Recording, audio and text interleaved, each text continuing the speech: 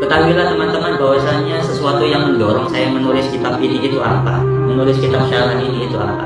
Apa motivasi saya menulis kitab syarah Lubabil Hadis ini? Itu apa? Motivasinya apa? Nah, kata beliau, Syekh Nawawi Al-Bantani hajatun muhtajina ilaihi. Ini memang kebutuhannya orang-orang yang butuh. Kata beliau seperti itu. Fa in hadzal kitab itu kafirun tahrif. Fa in hadzal kitab kafirun tahrif wa tasrif.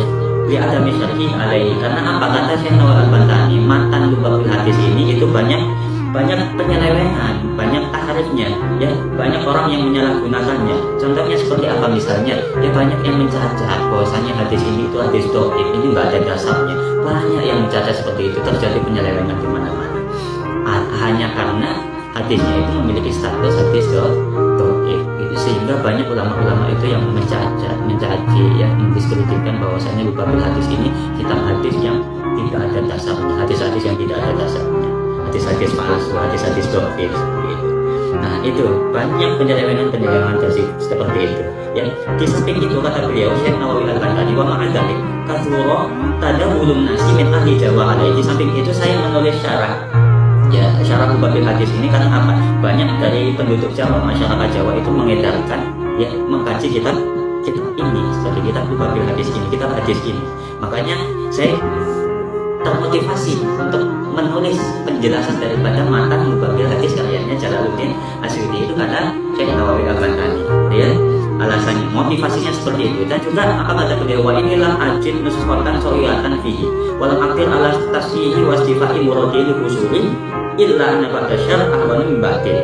Apa kata beliau, dan saya juga nggak menemukan satu naskah, ya, tulisan satu kitab yang sahih gitu, ya, kitab yang menjelaskan, ya, kitab ini, ya, yang sahih, salinannya kitab ini yang sahih, saya nggak menemukan. Dan saya nggak mampu, kata Syekh Nawawi Al-Bantani itu nggak mampu untuk mentasihnya sendiri, itu nggak mampu untuk membenarkannya sendiri, mentasihnya sendiri dan memberikan maksud penjelasan, ya, sendiri, itu nggak mampu. Mungkin karena apa kata beliau, likusur, karena mungkin keterbatasan kemampuan saya, itu tawadhunya beliau seperti itu. Tapi beliau mengatakan, ya, anak kata Syekh Ahwan batin. Nah, kekurangan ini itu sebenarnya lebih ringan, ya, lebih baik daripada timbulnya kekurangan-kekurangan, munculnya kekurangan-kekurangan yang lain, keburukan-keburukan yang lain. Kalau saya tidak menulis ini, ibarat kata seperti itu, kata Syekh Nawawi Al-Bantani, kalau saya tidak menulis kitab ini, maka nanti akan terjadi keburukan-keburukan yang lain. Bahkan banyak yang mencacat, mendiskreditkan, mencacat Syekh Jalaluddin Asyuti, bahwasanya ini ulama nggak kredibel, ini ulama nggak komprehensif, ini ulama kok asal comot-comot hadis, padahal hadis yang dicomot itu hadis dhaif. Banyak yang mengatakan seperti itu. Dan banyak muncul keburukan-keburukan yang lain, ya, fitnah-fitnah yang lain terhadap matan yang ditulis oleh matan Lubabil Hadis yang ditulis oleh Syekh Jalaluddin Asyuti. Maka alangkah baiknya saya menulis syarah ini meskipun dengan penjelasan yang ala kadarnya, itu tawadhunya beliau, rendah hatinya beliau seperti itu, ya. Nah, kemudian wa hadal kitab wa ikana fi hadisun dhaifun la yang bagi ayyuman. Apa kata beliau? Kitab ini, ya, kitab Lubabil Hadis ini, kata beliau, meskipun di dalamnya itu memuat hadis-hadis dhaif, itu tidak serta-merta hadis dhaif itu kita biarkan begitu saja.